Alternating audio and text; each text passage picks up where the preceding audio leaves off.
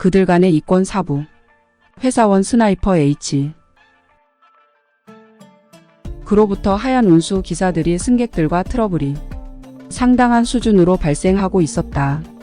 지난 6개월간 교통사고 건수 5건, 개문 발차 여부로 승객과 소송건 7건 등 정상적인 운수 사업자에서 탈퇴 직전이었다.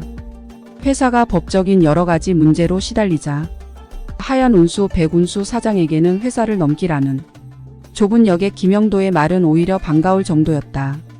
하지만 문제는 하얀 운수 노조원들의 반발에 있었다.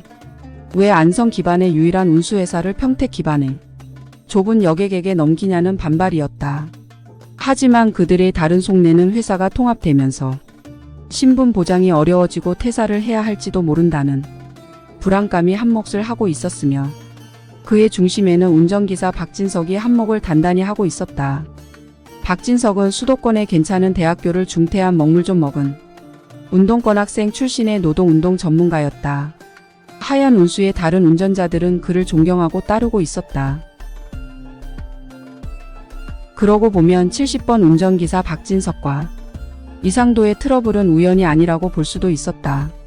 이상도와 김엽도의 눈에는 빅진석이 다 된 밥에 코를 빠뜨리게 할 수도 있다는 생각을 하고 있다고 여길 수도 있었다. 대림 동산 앞에서 운전기사 박진석이 사망한 다음 날 안성경찰서에서 이상도와 좁은 역의 김엽도를 체포했다.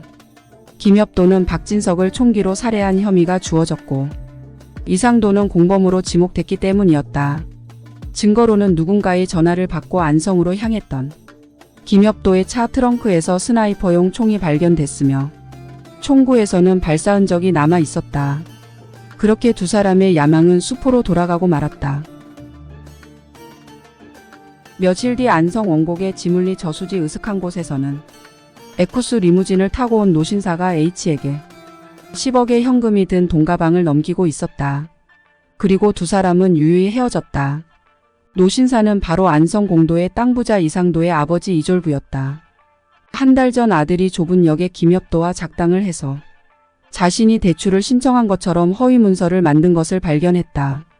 이상도는 자신의 혼인 외 자식으로 나이 40이 넘도록 속을 썩여왔다. 그의 생각으로는 자식한테 200억을 사기당하는 것보다 이 문제를 조속히 해결하는 게 좋다고 생각을 했고 그가 찾은 전문가가 바로 회사원 스나이퍼 H였다. 돈 앞에 너무나도 냉정하게 자신의 자식 이상도마저 처리한 이졸부는 아직도 많은 돈을 갈구하고 있었다. 사기 대출 문제를 해결하는 외에 그에게 또 다른 큰 목적이 있기 때문이다. 그가 운수사업의 전문가를 만나고 다닌 것도 아들의 사기 대출 문제를 알아보기 시작한 이후였다.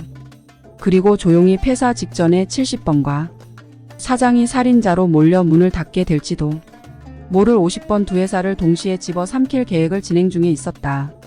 리무진을 출발시키는 그의 입가에는 이름 모를 웃음이 배어 나오고 있었다. 그들 간의 이권 종료.